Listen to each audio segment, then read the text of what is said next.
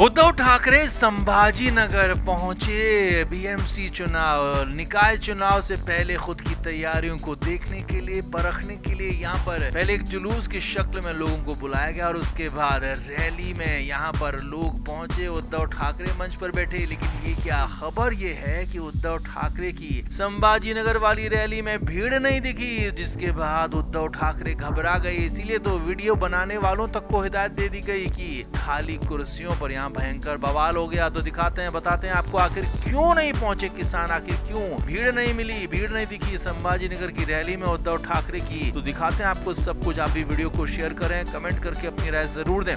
तो उद्धव ठाकरे पूरी तरह से चुनावी मोड में आ चुके हैं। मुंबई में बीएमसी चुनाव होने हैं, तो उसके साथ साथ संभाजीनगर और कुछ और शहरों में भी निकाय के चुनाव होने हैं, तो इसी के लेकर तैयारियां चल रही हैं। माना जा रहा है कि जनवरी यानी कि 2026 की शुरुआत में ये चुनाव हो सकते हैं और उससे पहले अपनी तैयारियों को परखने के लिए पूरी जोर शोर से सभी पार्टियां जुटी हुई हैं। अब एक दिन पहले शुक्रवार को एकनाथ शिंदे संभाजीनगर गए थे, वहां पर कार्यक्रम किया था, तो ठीक ठाक लोग पहुंचे थे। और अगले ही दिन शनिवार को उद्धव ठाकरे भी पहुंचे। अब 11 अक्टूबर शनिवार को उद्धव ठाकरे पहुंचे, तो वहां पर कई बातों को लेकर विवाद हो गया। खबर यह है सूत्रों के मुताबिक कि उद्धव ठाकरे परेशान हो गए और परेशानी की वजह कुछ और नहीं थी, बल्कि संभाजीनगर में उनकी रैली में जो भीड़ नहीं दिखी उसने उद्धव ठाकरे को घबरा दिया, घबराहट ला दी। और हालात ये हो गए कि उद्धव ठाकरे के पार्टी के कार्यकर्ताओं ने, उद्धव ठाकरे की पार्टी के कर्ता धर्ताओं ने, जो भी मीडिया पर्सन वहाँ वीडियो बना रहा था, उनको हिदायत दे दी गई कि खाली कुर्सियां नहीं आनी चाहिए। जी हाँ, ये बड़ी खबर आपको बता रहे हैं सूत्रों के मुताबिक। वीडियो बनाने वालों को, मीडिया वालों को, यहाँ तक कि यूट्यूबर्स को भी